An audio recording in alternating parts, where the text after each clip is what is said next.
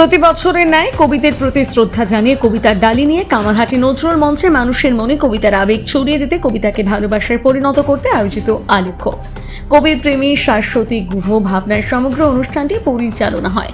বর্তমানে যেভাবে রাজনৈতিক দাবানল সাংস্কৃতিক কবিতা মঞ্চকে ভুলে যেতে চলেছে, সেখানে দাঁড়িয়ে শাশ্বতী গুহ রবীন্দ্র রচনার 5 নারীর চরিত্রকে কবিতার মাধ্যমে তুলে ধরার চেষ্টা করেছেন।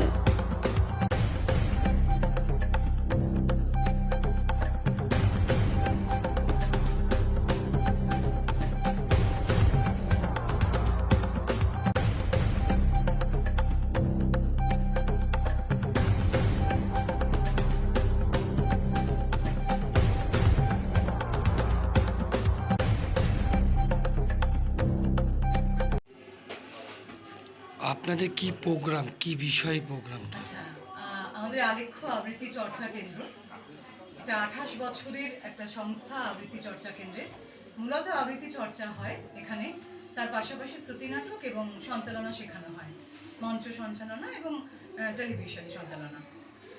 আর আজকে আমাদের প্রতি বছরই নানা রকম ভাবনা নিয়ে আমাদের অনুষ্ঠান হয় আবৃত্তির মূলত, তারপরে শ্রুতি নাটকও থাকে।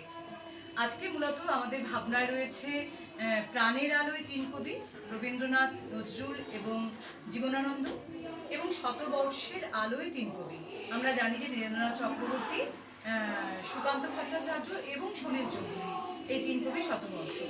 তাই এই 3 কবির লেখা অস্থির সময়ে বেশ কিছু কবিতাকে আমরা কোলাজ করে আজ প্রতিবাদের ভাষা বলে একটি প্রযোজনা করব।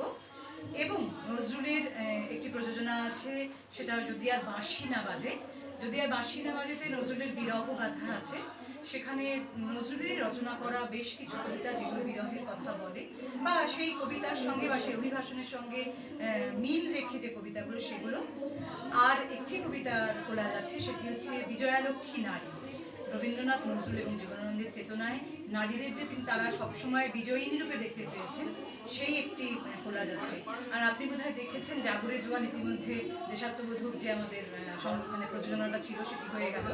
এরকম নানা ভাবনায় এদেশ এবং ওই দেশ, দুই দেশেরই যারা প্রথিতযশা কবি, আমাদের প্রিয় কবি, তাদের বিভিন্ন কবিতা তুলে এনে আমরা প্রতি বছর এই উৎসব করে থাকি। কত বছর ধরে হচ্ছে প্রোগ্রামটা? 28 বছর। আজকে বর্তমানে রাজনৈতিক যে চাপা তো সেখানে সাংস্কৃতিক প্রোগ্রামগুলো ভুলে যাচ্ছে, কি বলবেন? এটা তো আমাদের সমাজের মূল্যবোধকে হারিয়ে দিচ্ছে, মূল্যবোধ তো কোথাও একটা হারিয়েই গেছে। সেইখান থেকে দাঁড়িয়ে আমরা আমাদের শিকড়ের টানে সেই সব আমাদের, আপনি দেখেছেন যে একেবারে 3, 3.5, 4 বছরের বাচ্চা থেকে শুরু করে আমাদের 79 বছরের বয়সের ছাত্রছাত্রীও এই ইনস্টিটিউশনের সঙ্গে যুক্ত। আমরা সকলকে একটাই শিক্ষা দেওয়ার চেষ্টা করি, সমাজ সচেতন হতে, এবং যাতে এই সমাজে যে কলুষতা চলছে, যে রক্তারক্তি চলছে, যে হানাহানি চলছে, যে শব্দ দূষণ চলছে, কথার শব্দের যে দূষণ, সবটা মিলিয়ে যেন এটা দূরীভূত হয়। আমরা তো চেষ্টা করছি, আমরা তো প্রয়াস রাখছি ভালো কিছুর, আমরা শেখাচ্ছিও সেটা। বাকি সবাইকে এগিয়ে আসতে হবে। একা কোনো সংগঠন বা একা কোনো ব্যক্তি তো এটা করতে পারবে না, সবাইকে জেগে উঠতে হবে। সাংস্কৃতিক প্রোগ্রামের মধ্য দিয়ে কি বার্তা দেবেন? সাংস্কৃতিক প্রোগ্রামের মধ্যে দিয়ে এটাই তো বার্তা যাচ্ছে। প্রতিটি কবিতার মধ্য দিয়ে তো আমরা সময়ের কথা বলছি, অস্থির সময়ের কথা বলছি, এবং ভালো কথা বলছি, আনন্দের কথা বলছি। যা কিছু ভালো সে কথাই আমরা বলছি, সুন্দর একটা দেশের স্বপ্ন দেখার কথা বলছি। আপনার নাম ও পরিচয়? হ্যাঁ, আপনার নাম ও পরিচয়? আমার নাম, আচ্ছা, আমি শাশ্বতী গুহ, একজন আবৃত্তি শিল্পী।